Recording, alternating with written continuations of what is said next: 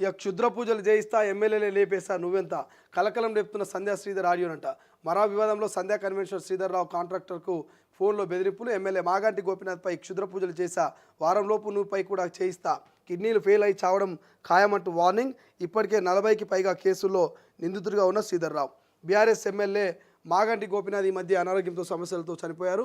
అన్ని పార్టీలకు చెందిన నేతల కుటుంబ సభ్యులు కలిసి పరామర్శించారు. అయితే ఆయన చావుకు తానే కారణమని క్షుద్ర పూజలు చేసి లేపేశారంటూ సంధ్యా కన్వెన్షన్ శ్రీధర్రావు మాట్లాడినట్టు ఉన్న ఆడియో ఒకటి బయటకు వచ్చింది. అందులో కాంట్రాక్టర్ను బెదిరిస్తున్నాడు.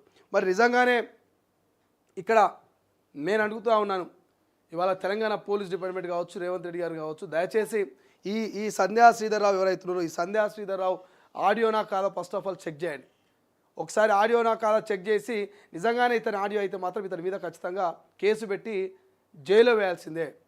క్షుద్ర పూజలు అంటున్నాడు, మర్డర్లు అంటున్నాడు, బెదిరింపులకు పాల్పడుతున్నాడు. మాగంటి గోపీనాథ్ చంపింది కూడా నేనే ఆ పూజల ద్వారా అని చెప్తున్నాడు. అని ఎంత దారుణం, ఇంత బహిర్గతంగా 40కి పైగా కేసులు ఉన్నాయంట ఆయన మీద.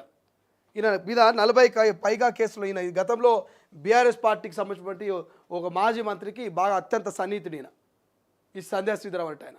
ఈయన ఇంత బహిర్గతంగా కాంట్రాక్టర్లకు ఫోన్ చేసి క్షుద్ర పూజలు చేస్తా, నేను వారం రోజులు అలా చంపేస్తాను బెదిరిస్తుంటే ఎందుకు ఈ రాష్ట్రంలో ఉన్నటువంటి పోలీస్ డిపార్ట్మెంట్ వీటి మీద ఎందుకు రియాక్ట్ అవ్వట్లేదు?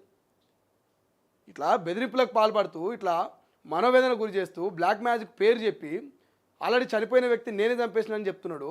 మరి ఇతని మీద ఎందుకు సుమోటోగా కేసు ఎందుకు బుక్ చేయట్లేదు ఈ రాష్ట్ర ప్రభుత్వం, ముఖ్యమంత్రి గారు? సంధ్యా శ్రీధర్ మీద సుమోటోగా కేసు బుక్ చేసి తీసుకుపోయి బొక్కలేయాలి. 40కి పైగా కేసులలో ఉన్నట్టు ఈయన.